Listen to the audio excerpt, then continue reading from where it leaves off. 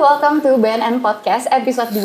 Hari ini kita kedatangan bintang tamu, seorang putri Indonesia yaitu Ayu Maulidah. Halo. Hai, thank you udah bisa di sini jadi pembicara hari ini. Ya, sama-sama.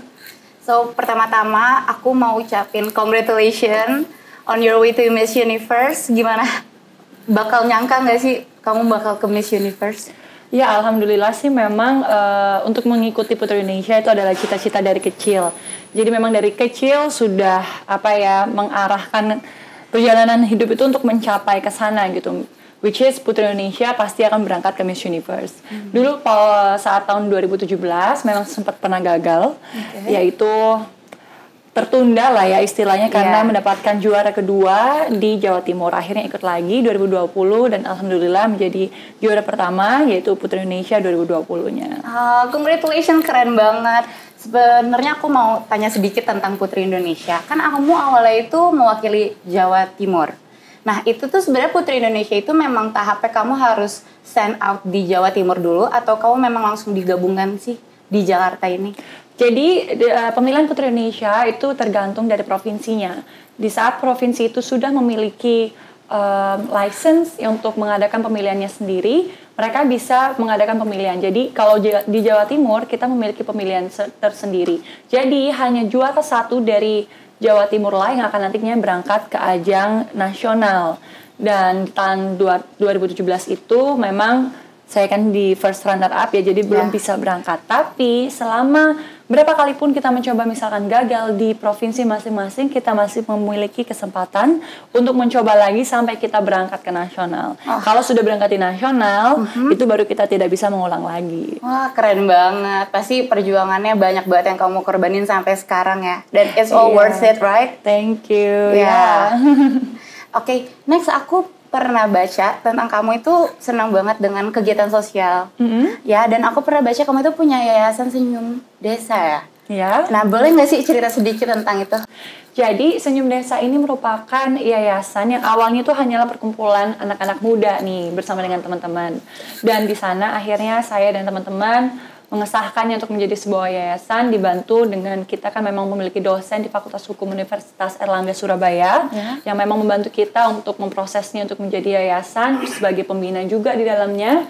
Dan dari sanalah akhirnya memang dari 2017 awalnya cuma 10 orang, 20 orang, akhirnya dengan berjalannya waktu, terlebihnya bersyukur alhamdulillah dengan saya terpilih menjadi Putri Indonesia, Senyum Desa ini lebih terekspos ya. Akhirnya kita open rekrutmen nasional, kita akhirnya sampai sekarang kurang lebih sudah ada 20 koordinator wilayah di seluruh Indonesia, kurang lebih 800 orang yang ada di dalamnya.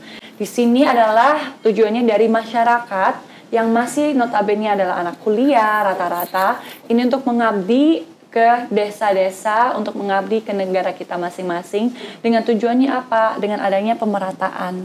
Karena kita tahu namanya Indonesia merupakan negara yang masih berkembang dengan adanya ketidakrataan dalam bidang ekonomi, pendidikan, security, or even healthcare system. Jadi di dalamnya situ kita berusaha untuk memberikan keadilan itu dengan ya semaksimal yang kita bisa beri. Kita di sana kita membangun yang namanya libraries, kita memberikan free health checks with the medicine also. Terus kita juga memberikan seminar kepada anak-anak sampai ke wanita dan juga bapak-bapaknya di sana. Jadi seluruhnya mendalam yang ada di sana. Kita juga membangun TK yang ada di pedesaan. Di sana harapannya untuk memberikan pendidikan secara gratis sejak dini untuk anak-anak yang ada di sana. Dan juga kita memberikan pelatihan lah ya untuk masyarakat itu bisa memiliki ekonomi mandiri. Ya, kita memberikan pelatihan untuk membuka usaha sendiri, kayak mini store yang ada di pedesaan situ. Oke, berarti dari yayasan ini secara tidak langsung kamu juga membantu perekonomian di Indonesia ya? Amin. Oke. Sebagai Putri Indonesia ini kan kamu menjadi public figure di mana tentang pariwisata itu kamu bisa memiliki suara yang besar. Nah, karena aku di acara BNN Podcast ini, Badan Narkotika, aku mau nanya dong pendapat kamu. Sebenarnya pemberitahuan atau penyuluhan mengenai narkoba itu sejak dini itu penting nggak sih menurut kamu? Itu penting sekali ya, karena apa? Khususnya orang-orang yang memang berada di rural areas ya di Indonesia. Somehow they just don't realize what is narcotics. Yeah. They thought like it's maybe like a pill ya. Kan Yeah. kadang they feel like maybe people say that you can feel like you're flying Yeah. gitu kan. Nah, itu semua yang harus kita kasih pengertian untuk khususnya anak-anak muda. Karena mereka terkadang hanya mengikuti yang namanya tren. Dan itulah yang sebuah kesalahan besar. Jangan sampai generasi muda yang merupakan generasi penerus bangsa belum juga berperang untuk menghadapi masa depan mereka sudah hancur dengan narkoba. Ya. Nah, itulah merupakan tugas kita bersama seluruh masyarakat Indonesia, baik kita masih generasi muda ataupun generasi yang sudah berumur nih, untuk menjaga yang namanya lingkungan yang bersih dari narkoba. Iya benar, aku setuju banget sama Ayuma. Oke, selanjutnya itu kan dalam Putri Indonesia kamu pasti kan ada karantina, dimana kamu itu pasti dilatih secara fisik maupun mental. Pasti kamu ada dong rasanya kayak capek, lalu susah tidur karena kamu mungkin besok harus tampil di atas panggung. Dan mungkin kan kita sering dengar kalau misalnya narkoba itu bisa bikin kamu tenang, oh gitu atau ya? sebagainya. Belum pernah cobain. jangan dicobain. Nah, menurut kamu itu, atau kamu pernah dengar nggak sih, ada nggak sih di kasus pageant itu menggunakan narkoba atau memerlukan hal-hal seperti itu? So far, yang what I know, in Putri Indonesia, tentunya kita memiliki tes anti narkoba sebelum kita masuk ke babak final. Jadi sudah dipastikan seluruh finalis dari Putri Indonesia merupakan wanita-wanita yang bersih dari narkoba. Dan tentunya itu menjadi garansi ya bahwa kita tidak menggunakan narkoba walaupun dalam karantina gitu. Jadi karena kan narkoba pun yang saya tahu kamu bisa ngecek walaupun pakainya 40 hari yang lalu bahkan ya, itu bisa terdeteksi dari rambut ya kan. Nah, itu semua insya Allah seluruh Putri Indonesia finalisnya selama kita mengikuti karantina, kita adalah wanita-wanita yang bersih. Dan mengikuti karantina walaupun kita capek segala macam, you know, if you follow your heart, that you have your God, you know you will always avoid the narcotics. Karena itu memang sudah larangan ya dari agama apapun, saya percaya, maupun itu 5 agama yang ada di Indonesia, mereka semuanya melarang yang namanya penggunaan narkoba. Jadi saya percaya wanita-wanita yang kuat, terlebihnya wanita yang ingin bertujuan untuk menginspirasi masyarakat Indonesia, tidak akan namanya menggunakan narkoba. Karena kembali lagi, Putri Indonesia bukan hanya sebuah title, Putri Indonesia bukan hanya sebuah mahkota, cantik, tinggi, bergengsi gitu, pintar gitu ya, tapi tidak memiliki nilai yang moral. Nah, kecantikan dan juga karakter itu merupakan nilai yang lebih penting daripada sebuah fisik yang bisa kita lihat dari luar. Jadi untuk mengatasi kalau misalkan memang kecapean, susah tidur, ya mungkin minum CTM ya, minum vitamin, minum melatonin. Kalau saya misalkan susah tidur, minum melatonin aja karena memang mungkin besoknya harus bangun pagi. Kita harus fresh. Tetap yang pasti kita minum vitamin karena kita juga dari Putri Indonesia, kita tentunya mendapatkan supply dari PT Mustika Ratu, jamu-jamuan asli Indonesia. Nah, kita sebagai warga negara Indonesia tentunya harus melestarikan yang namanya budaya Indonesia, yaitu dengan mengkonsumsi jamu. Nah, itu sudah sangat cukup sekali untuk kita menjaga stamina, menjaga daya tahan tubuh, terlebih di saat pandemi seperti ini. Iya, benar banget. Dan yang pasti jangan lupa olahraga ya. Walaupun di masa pandemi ini kita harus selalu rajin olahraga untuk menjaga kekebalan tubuh kita. Siap.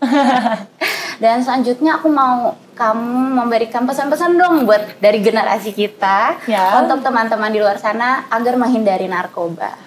Oke, buat teman-teman semua, seluruh generasi muda Indonesia, jangan lupa kita merupakan cikal bakal bagaimana negara kita nanti akan terbentuk untuk kedepannya nih ya, baik dalam sosial, ekonomi, walaupun segala hal lah. Kita ini adalah ujung tombaknya negara kita sendiri.